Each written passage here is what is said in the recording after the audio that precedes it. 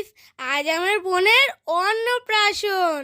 আজ আমি খুব এক্সাইটেড, কারণ আমি তো জানি না আমার ছোটবেলায় কিভাবে অন্নপ্রাশন হয়েছিল না হয়েছিল, কিন্তু আমি আজ বোনের অন্নপ্রাশন দেখবো। আমাদের সারা পরিবারের যতজন সবাই ওকে গায়ে হলুদ লাগাচ্ছে, দাদু দিদা জ্যাঠা সবাই, দিদা নিয়ে শুরু করে বাবা মা সবাই মিলে দিয়েছে, কিন্তু আমাকে দিতে দিল না। অনেক কষ্টে আমি এখন দিতে পারছি, ওকে অনেক আদর করছি।